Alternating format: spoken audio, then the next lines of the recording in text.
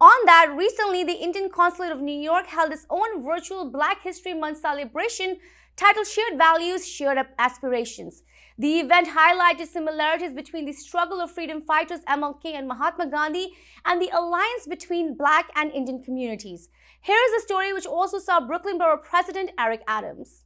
Each year in the month of February, we get a chance, an opportunity to remember the contribution, courage, sacrifice, and the indelible mark of the African American community in the onward march of this great nation.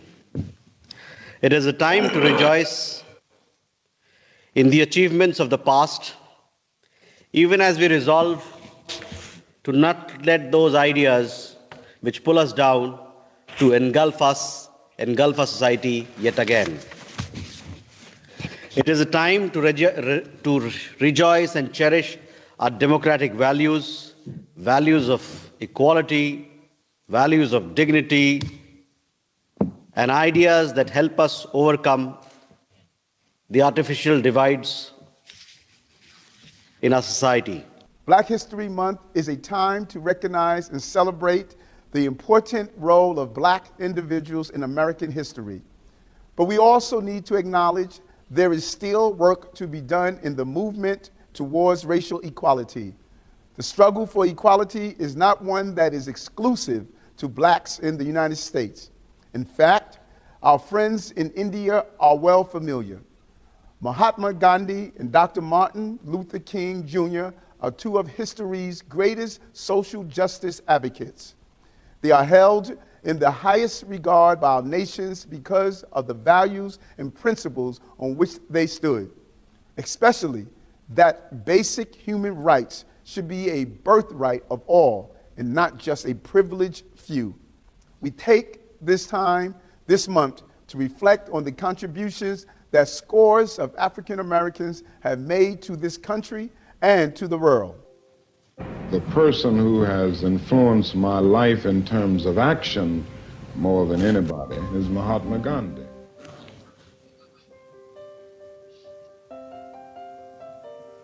I came to Gandhi in the same setting in theological seminary days. I had heard of Gandhi, but I remembered hearing a message by the president of Howard University, Dr. Mordecai Johnson, who had just returned from India. Spoke in Philadelphia on his trip to India and the whole philosophy of Gandhi and passive and nonviolent resistance. And I was so deeply moved by the message that I went away and bought several books on the Gandhian, on Gandhi and Gandhian technique. And at that point, I became deeply influenced by Gandhi. Dr. King said to an audience right here in New York City, Christ showed us the way, Gandhi the Indian showed us how it would work. So you can see, or between both countries, there's always been this shared value, there's always been shared aspiration, which I think the philosophy of Gandhi has really laid out for us. I think it becomes imperative upon us and our students to really show them how this will work in our society. This particular year in the United States has been very difficult for us, for me, and for my students, with tragedies that can be summed up by the name of George Floyd and Breonna Taylor. When I talk to my students, what I say to them, I say, you got to go back and reflect and see on how we can speak out and use the words of Gandhi in leading our different work. Again, this goes back again to reflect on our shared values and aspirations that we both have as a common group.